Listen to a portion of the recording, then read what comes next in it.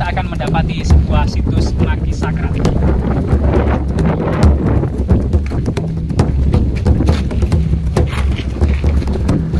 Rahayu situs ini tidak hanya kemudian batu yang bermakna kemungkinan yang saat ini perubahan agama tidak bisa dipungkiri, sebagian masyarakat menganggapnya sebagai situs-situs yang bersifat takhayul. Guys, jangan lupa like, subscribe, dan komen ya kan.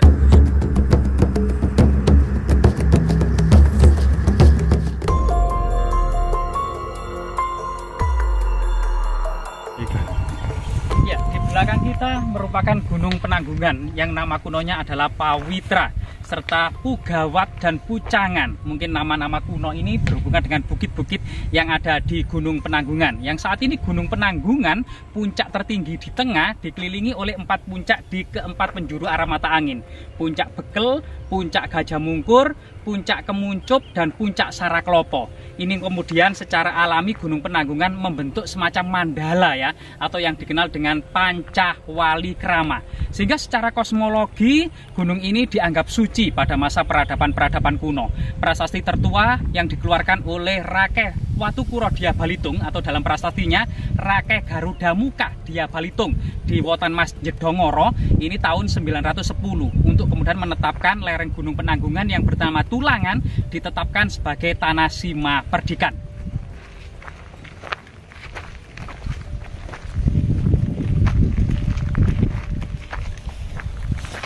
Jadi kemudian di lereng timur, Empu Sindok tahun 929 menetapkan prasasti Cunggrang ya, yang menetapkan tentang sebuah tempat masyarakat Cunggrang bergotong royong untuk kemudian merawat bangunan suci Sang Hyang Asrama Patapan Ipawitra, Sang Hyang Pancuran Ipawitra, dan Sang Hyang Prasada Isilunglung. Jadi ini sesuatu yang sangat luar biasa sekali. Kemudian petirtaan Jolotundoh, petirtaan Termegah, berkisah tentang kata Sarit Sagara, Arjuna Wiwaha, dan Ramayana, serta sebuah konstruksi arsitektur bergaya pengadukan Samudra Mantana guna mengairkan air amerta. Ini dibangun tahun 977 Masehi, diduga pada masa Medang, yaitu pada masa Sri Isana, yaitu putri dari Empu Sindok yang menikah dengan Sri Lokapala, seorang pangeran dari Bali.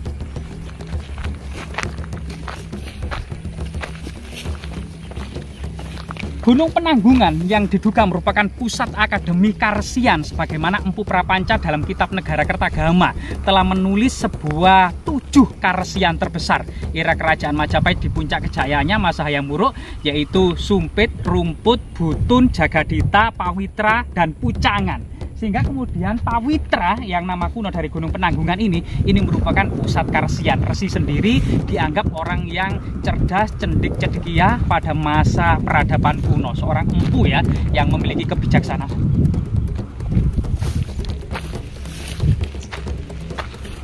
Kemudian ketika Majapahit di puncak kejayaannya, ternyata banyak sekali candi-candi yang dibangun di lereng utara ya, seperti Candi Wayang, Candi Gajah. Ini kemudian dibangun tahun 1360 Masehi, hanya 1 tahun setelah rombongan bangsawan Majapahit berkunjung ke Lumajang tahun 1359 Masehi.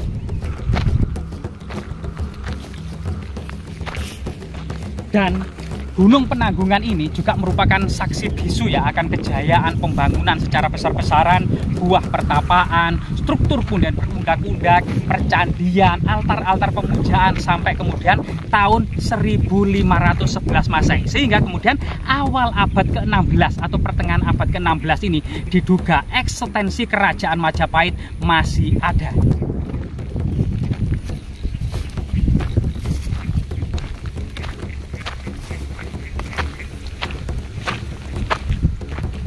Itu memang Gunung Penanggungan ini dibagi menjadi 3 area suci ya, Burloka, area petirtaan di bagian kaki gunung ini, Guarloka, area percandian pertapaan di bagian tengah, serta Suwarloka, area paling gundul dan paling puncak tujuan untuk menggapai moksa.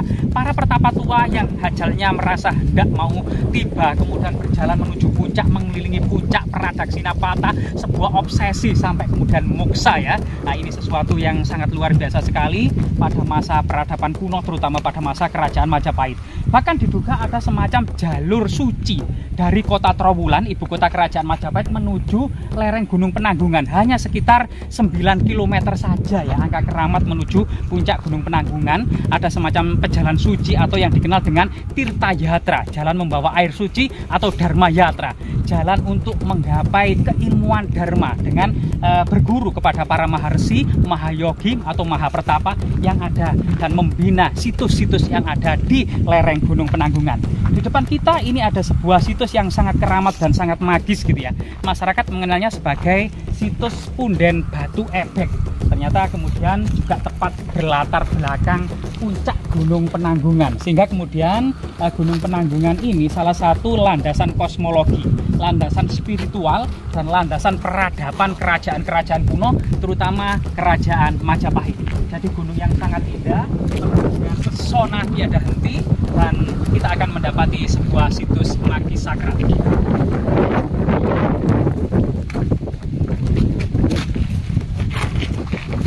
Rahayu, rahayu, rahayu. Wong wilaheng sekaring jagat banguno langgeng sekaring kajang sekaring mayang mbah putunipun sowan mbah. Jadi di lokasi ini kita akan mendapati ya yang batu yang sangat misterius gitu, yang sebagian masyarakat menganggap sebagai batu sisik naga atau batu ebek, yang kemungkinan diduga ada semacam bakalan prasasti gitu ya, atau semacam altar pemujaan yang mengarah kepada puncak Gunung Penanggungan. Dan di sekitarnya banyak sekali kemudian batu dakon, batu burit gitu ya. Batu dakon memiliki fungsi yang cukup magis dan sakral ya. Batu burit yang diduga kemudian untuk mengasah pusaka dalam hal kemudian ketuahan atau bertuah gitu ya. Kemudian balok-balok batu candi, pinggiran-pinggiran batu candi, batu-batu lumpang, bahkan jalan juara juga banyak di sini. Batu lumpang raksasa juga ada, baik besar, termasuk kemudian jejak-jejak pipisan, jejak-jejak kemudian tumpak batu gitu ya. Dan sampai saat ini banyak sekali perdukaan dan persajian gitu ya, serta lumbang-lumbang persajian ini, yang artinya memang sampai saat ini lokasi ini dianggap menduduki tempat yang sakral dan masih digunakan masyarakat sebagai situs religi. Sehingga kemudian secara interpretasi kemungkinan memang lokasi ini pada masa peradaban Majapahit ini menduduki 4 fungsi ya. Yang pertama memang sebagai situs pemujaan Prawata Girinata atau puncak Gunung Penanggungan, tempat bersemayamnya Siwah Mahadewa, termasuk kemudian simbol dari tempat persajian. Yang kedua tempat pertapaan, diduga bangunan suci ini menyatu dengan asrama para pertapa, tempat petirtaan kuno untuk mandi suci ya. Dan kemudian yang keempat adalah sebagai asrama Kadewa Guruan. Jadi fungsi berbagai situs yang ada di lereng Gunung Penanggungan, Gunung Welirang, Gunung Arjuna, dan Anjasmara ini kemungkinan memang menduduki 4 fungsi ini: pemujaan, persajian, asrama Kadewa Guruan maupun pertapaan. Sehingga kemudian situs-situs ini tidak hanya kemudian batu yang bermakna kemungkinan yang saat ini perubahan agama tidak bisa dipungkiri, sebagian masyarakat menganggapnya sebagai situs-situs yang bersifat takhayul atau kemudian sesuatu yang negatif. Namun kemudian makna, pola, dan kesejarahannya patut kita gali. Bagaimana masyarakat dulu mengatur masyarakat. Kalau saat ini sering bertikai, sering kemudian sakit hati ketika tetangganya mendapatkan kenikmatan atau rezeki. Ini sesuatu yang patut kita evaluasi. Kenapa kemudian di masa lalu gitu masyarakat bisa gotong royong, bisa guyup rukun, bisa kemudian menerapkan nilai-nilai toleransi, nilai-nilai pluralitas, nilai-nilai kemajemukan gitu ya. Dan ini sesuatu yang kita patut iri dengannya. Sehingga kemudian bisa diduga peradaban masa lalu dengan intelektual yang sangat banyak, para empuh, para resi, para pertapa, para begawan, ini tetap menjaga eksistensi dari sebuah landasan kosmologi dan keilmuan. Sehingga kemudian saat ini kita patut kemudian bercermin tentang masa lalu, tentang pola-pola kebijaksanaan tersebut. Semoga bermanfaat.